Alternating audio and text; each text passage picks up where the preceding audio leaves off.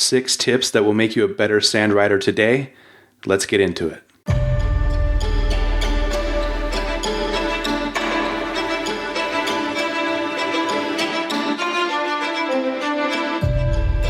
Hello everyone, welcome back to another episode of the Motorcycle Adventures Podcast. It is Friday, March 20th, and as promised, here we are with a second episode this week.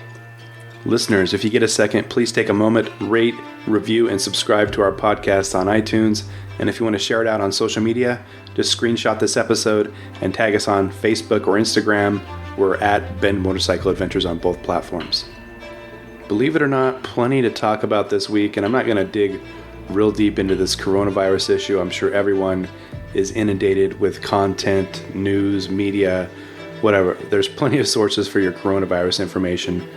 Personally, I'm just adhering to CDC guidelines and going on about my business, obviously limiting contact with people, but it is affecting off-road and adventure riders for sure. I know some states are under lockdown, and more specifically in Moab, it appears that non-locals have been barred from checking into hotels or even camping. I'm not sure about dispersed camping, but Moab is a really popular destination this time of year. I'm sure there were people with plans to vacation there, especially over spring break, but right now that's not an option. So just a heads up, wherever you're going to go, make sure you check out or look for the latest information and updates wherever you plan to travel. You know, personally, if the state of Oregon were to be locked down or businesses shut down, I was considering getting out and riding some of these Southwestern BDRs with the downtime, but now I'm not even sure if that's an option, and I'm not sure if that's a great idea. I could always camp off the bike, but again, if dispersed camping is not legal or not available, that may not be an option either. And I've seen some people say, hey, don't treat this lockdown, shutdown stuff like a vacation, take it seriously. So more to come on that. We'll see what develops, and all I can do is wish everybody the best and hope that you are staying healthy. So last weekend it snowed 5 or 6 inches here in Central Oregon, kind of smashed any thoughts I had of maybe getting out and riding, at least locally, but it opened up another opportunity. I got a chance to watch the Annie BDR movie, film, debut, whatever you want to call it, from Backcountry Discovery Route, so I got to watch that. It was about an hour and a half long video. I rented it on Vimeo. I think it was about $5, $4.99, and supposedly that is coming to Amazon Prime. So if you want to check out the Annie BDR and the video, I would highly encourage you to do so. I'm sure all the money spent renting, buying, watching the video will go right back into what we've come to know and love from the Ride BDR people, and that is developing these amazing adventure motorcycle routes for us. My take on the route, it was really reminiscent. The terrain was very similar to what you would see here in Oregon on the west side of the state. You're riding under canopy a lot. There's a lot of loose rocks, kind of different dirt, maybe slick dirt, a little bit of sand here and there. Nothing like you would experience in Nevada or Arizona, for instance. But again, very reminiscent to the western seaboard over here, if you will. And you know, again, being on the eastern seaboard, I think that's what one might anticipate. It looked like there were a couple pretty technical expert-only sections, if you will, with alternates available there, but I didn't really see where those would be an issue. Really, the big issue for me living on, the complete opposite side of the country is just logistics. How do I get over there? How do I get a bike there? How do I rent a bike? I would really love to ride this and then ride the Mid-Atlantic, pair those two together at some point. But it's more of a logistical matter than anything for me right now. So we'll look into that in the future. Again, it looked like a great route. It's not going to be like a Colorado or an Idaho where you can get up high and look around too terribly much. I didn't see that, but again, you wouldn't expect that from the eastern part of the country. That's more of a West Coast, Midwest thing, but still a lot of history back there, a lot of small towns on the East Coast, and for some of us, that's really what it's all about. Great riding and just a great overall experience. So stoked that another route has come out, and as you know, we interviewed Chris and Nathan Fant a few weeks ago, and they mentioned that it could be NorCal or it could be Wyoming next. Either way, I would be excited to ride both. Obviously, NorCal, very convenient for me. I would be down there on that route and probably 2 hours. So more to come. Looking forward to more announcements from the group at Ride BDR, and as always, appreciate the content and a really nicely done film about the NEBDR. In other news, the Giant Loop Buck and Roll tank bag is finally shipping. It's here. Those of you who place pre-orders probably already have it. Now, I got to play around with the Buck and Roll for about 3 days this past fall, and it's a minimalist tank bag. You've got about 1.5 liters of storage, nice place to hold your cell phone, keys, your power bars, or whatever you want to stuff in there. Again, it's a minimalist tank bag. It won't hog a bunch of real estate on your bike.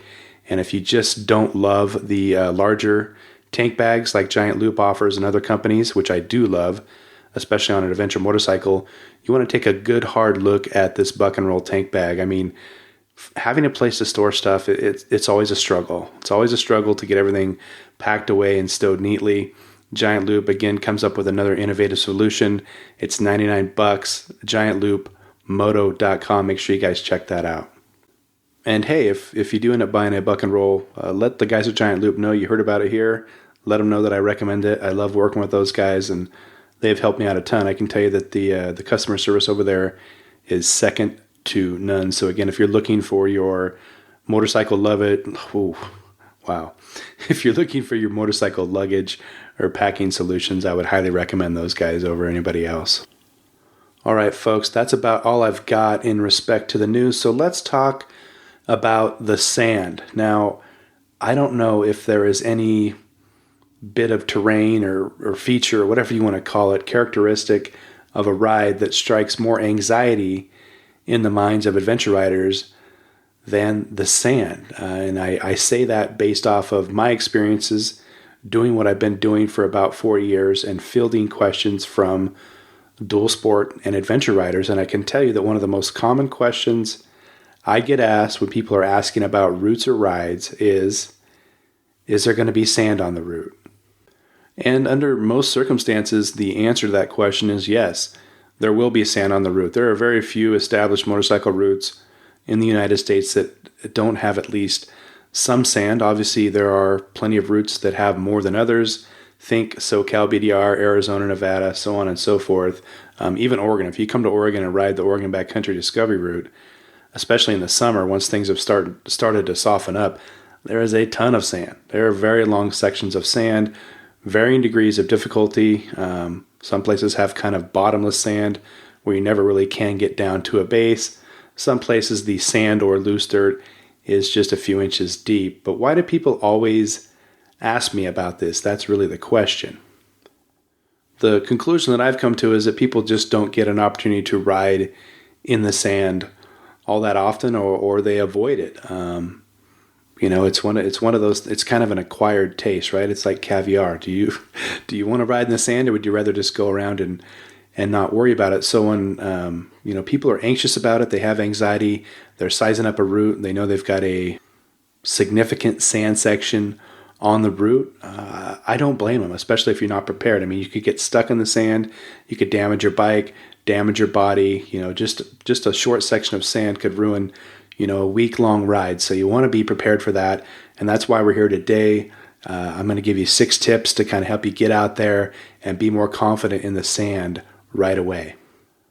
All right, let's get into this with tip number 1. And that tip is tires. You need to have the right tires. Let's just compare this to driving your car in the winter on icy or snowy roads. You're not going to be using racing slicks. You're going to have studs, traction tires, chains, four-wheel drive. Kind of the same ideas apply when we're talking about riding your adventure motorcycle or even your dual sport through the sand. Those factory tires, 50/50 tires, the things that come on your bike when you leave the showroom floor, unfortunately, they're not that great in the soft sand.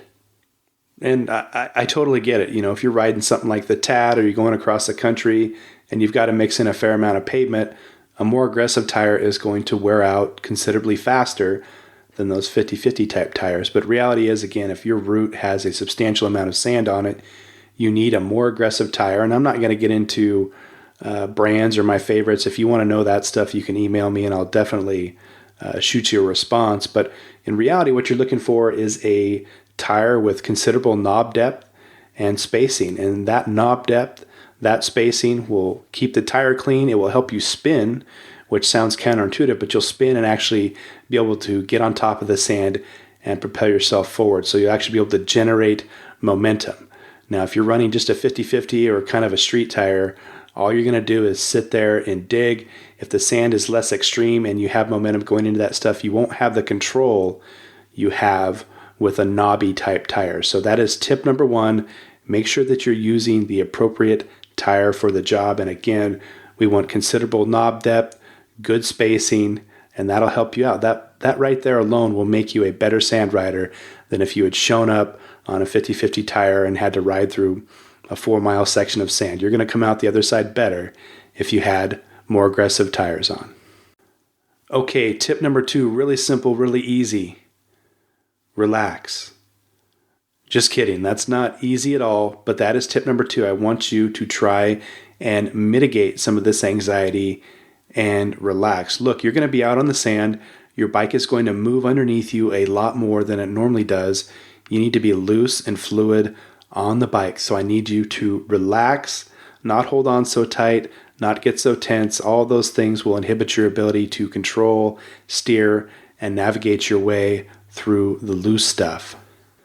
Now, perhaps this is going to sound a little bit funky to you, but I'm going to share with you some tips that I used when I raced off-road and motocross. And why do I bring these things up? Well, imagine yourself on the starting line with 40 other people trying to be one of the first people to get through that first turn. It's a very tense and intense situation.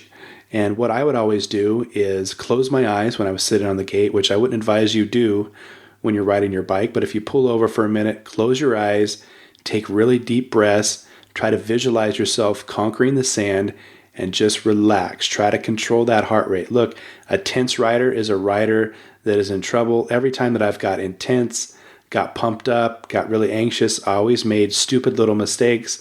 And in the sand, a stupid little mistake could actually compound into something much greater. So again, tip number 2, relax. Let's focus on that breathing.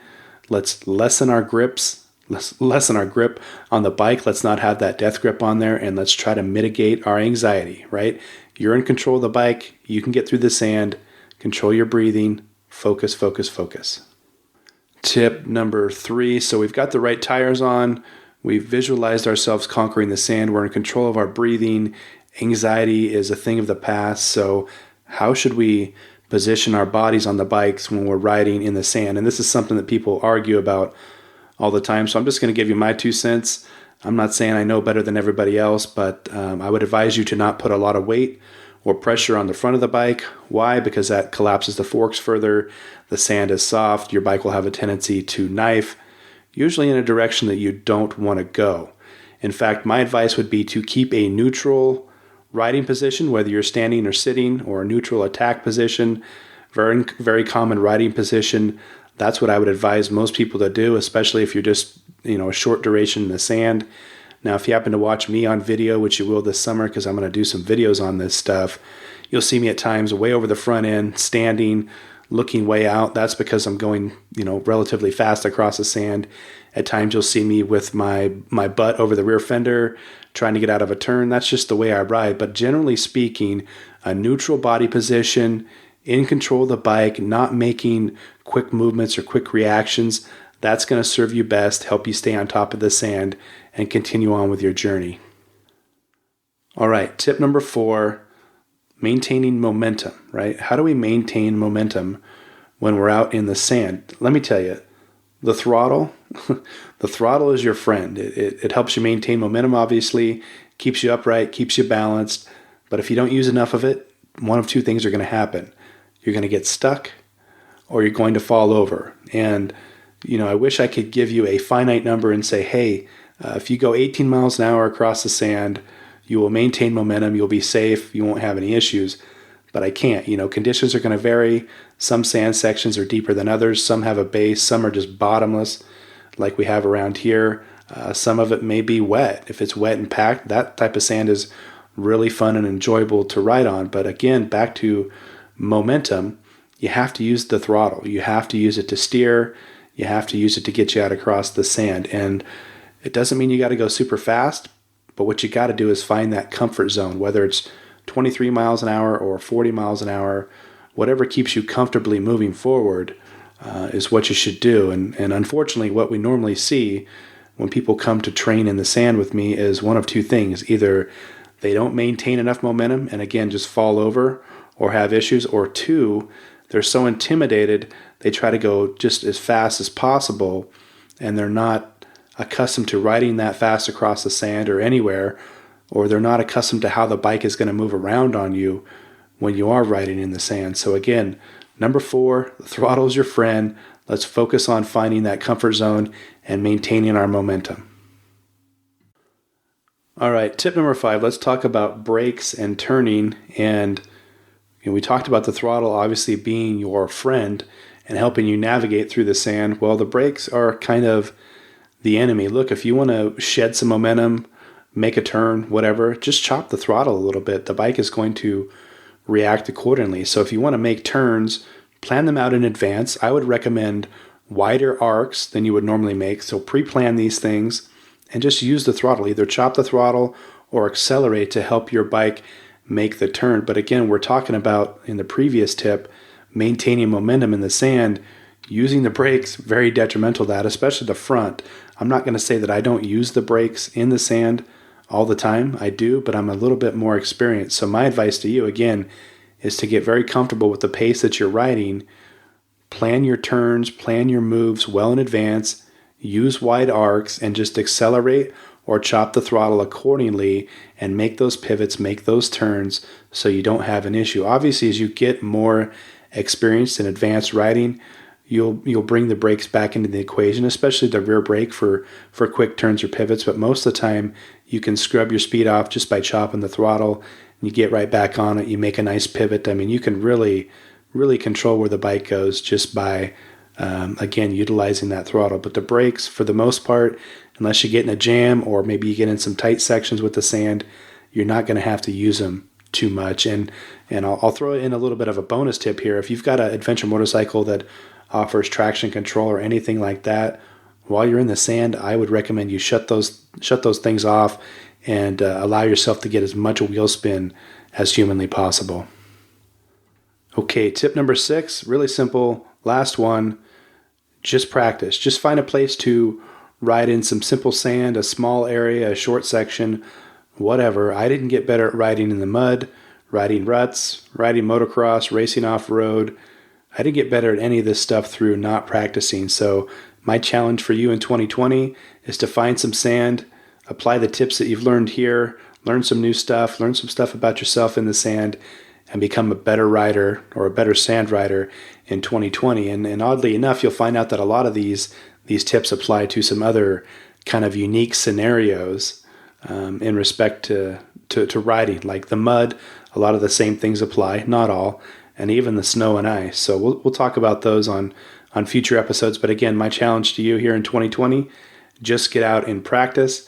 If you think that you need some hands-on instruction from me, benmotorcycleadventures.com/adventure motorcycle training. There is no shortage of sand in Central Oregon, and we go through a whole host of other things too. So if you're interested in improving your riding, or if you're transitioning to dirt from the street, come see me. We'll make you a better rider this year. Okay, listeners, I'm going to get out of here. I appreciate you tuning in once again. If you have any suggestions for riding tip podcasts or videos that you'd like to see in the future, hit me up on the email, hit me up on Instagram or Facebook. Again, my email is benmotorcycleadventures@gmail.com, and we are at Ben Motorcycle Adventures on both Facebook and Instagram. I would love to hear your feedback. But for now, we'll see you guys next week. And again, regarding the coronavirus, I hope everyone just stays healthy and safe. We'll see ya.